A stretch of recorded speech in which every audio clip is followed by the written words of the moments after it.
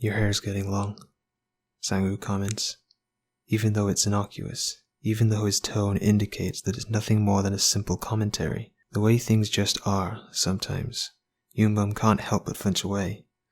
Sangwoo seems not to notice, and he's grateful for this small miracle. We'll have to cut it. Nothing to fear but fear itself, he would have said, in the same maddening conversational tone, even as he examines whisper-thin blade edge of the knife Yoonbum had used to chop Ginger not only 2 hours before. I thought you would have known that by now. Okay, Yoonbum agrees, a knot in his throat that grows by leaps and bounds, when Sangwoo turns to him with a pair of shiny sharp scissors, presses it lovingly against his Adam's apple, against his jugular, where the blood races hot and thick and scared. He tries not to think of the way they'll snick brightly across the tips of his ears, a snip clip that might have bright scarlet running down his chin, like the drawstring of a sun hat. Relax, Sangwoo commands, hefting up his weight like it's nothing, like he's nothing, and depositing him like he's nothing on a swivel stool in front of the kitchen sink to contain the mess, Yoonbum thinks. And he almost wants to laugh. Sangwoo's nothing if not practical, really. Behind him, he can hear Sangwoo rummaging in one of the kitchen cabinets he cannot reach. Cloth rustles, and in the next moment, he's being draped with, strangled with, the stifling weight of a rust-stained black sheet around his neck. You might even enjoy it, Sangwoo muses, ruffling his hand through Yoonbum's hair, which really has gotten long now that he can feel it slipping through someone else's fingers. Don't worry, I won't take off too much, just enough, so that you don't look like a girl. The last part's scornful, almost hateful, and Yoonbum bites back his admittance that he thinks he will enjoy it. And that's the problem. He's afraid he will. Afraid that the careful, cultivated distaste for Sangwoo he's nurturing inside him, like wild seeds, will eventually blossom into something hideously beautiful. He spins the stool around so quickly that Yoonbum's head whirls, and for half a second he feels like he's going to be sick. The curry they had for dinner makes his stomach clutch tightly, violently, and he closes his eyes tightly against the buzzing, dim fluorescent of the kitchen lights, and tries to think of relaxing things. The smell of the rain after a dusty season, multicolored plastic fish floating in a pink tub at a festival stall, warm sunlight and the elevator music and the afterglow of a tall can of pre-mixed vending machine coffee. Sangwoo pushes his head back, almost gently, almost tenderly, almost like a baptism, and runs the sink water. Droplets fleck his skin, icy at first, then boiling, and Sangwoo must have seen the grit of his teeth because he hums a bit. Adjust the temperature, and now it's just pleasingly warm, that has Yoonbum relaxing against even the bite of the countertop into his shoulder blades. See, not too bad. Sangwoo croons, like a lover. Not bad at all.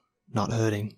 He drizzles warm water into the ends of Yoonbum's hair, works the wet into the very root of him, his hands firm and assuring and more pleasant than he wants to admit. A cap pops softly, and the damp smell of tap water mixes with the scent of citrus mint from a fresh bottle of shampoo. It's the same one Sangwoo uses, he knows, and there's something deliciously shivery sweet about being made the same. Sangwoo massages the suds into his hair, grabbing and tugging gently, almost too gently, and Yoonbum tries hard not to squirm in his seat, tries not to press into the touch and ask it to pull harder. It's more difficult than he imagined. It's over all too quickly, and before he can protest, Sangwoo is pulling him back into a sitting position. His wet hair drips down the nape of his neck, trickles into the back of his shirt, chilling with every second past, but he tries to sit with his hands folded neatly in his lap so that Sangwoo won't see what a few scraps of faux passion has done to him. Sangwoo smirks, like he knows anyway. You liked it, Sangwoo says. It's not a question, and Yoonbum wouldn't dare insult his intelligence by pretending it had been. Yes, he replies, simply. I did. It's as though Sangwoo's been waiting for his admission of defeat. His hands dart down to give Yoonbum's cupped hands a quick pat, a check, then a reassuring squeeze. A hot tingle of bitter pleasure twists through him, and he's all too aware that blood is starting to crawl up his neck to flush his face with red. I could help you with that, you know, Sangwoo murmurs, but he's already pulling away, already reaching past Yoonbum's shoulders for the towel he had left on the counter. Maybe later. There's something we have to do, you know. I know. The towel leaves his hair rumpled and knotted, But Sangwoo doesn't seem to mind, whistling a cheerily out-of-place love song as he drags a comb none too gently through the tangled hair. The pull on his scalp is invigorating, sparks of pain trickling down to where his cock is tenting at his skirt, pressing against his palms. He wonders if maybe he could take care of himself now, right now, while Sangwoo is preoccupied. But then Sangwoo is reaching for the scissors, and his traitorous hands still again, reminding him to be good if he doesn't want to lose an ear, an eye. The scissors are chilling against his skin, and his hair drifts down in the black curls to brush against his cheekbones, his mouth, the hollow of his throat. Sangwoo's hand drifts down to his neck once, and for a half-second, Yumbum stops breathing, wonders if this is how he'll go, throttled against the kitchen sink. No, not yet. Sangwoo's hand leaves after a brief squeeze, and the air has never tasted more delicious as it rushes in to fill his lungs again. There. Much better, Sangwoo declares, what seems like an eternity later.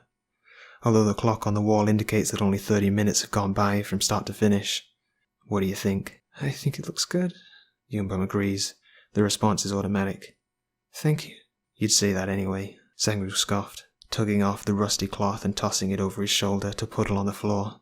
A blood-stained ghost. Even if I could everything. He nudges Yumbum's hand aside with the points of the scissors, snicking them open and closed, open and closed. The tent of his skirt is still tented, still too patently obvious, and the thought of it fills Yumbum with shame. But I did promise you something, for being so good. Sangwoo sighs, almost regretfully, as he reaches behind Yumbum's shoulder again. A second later, the comforting click of the scissors on the tile reaches his ears, and he's filled with a relief he's never experienced before.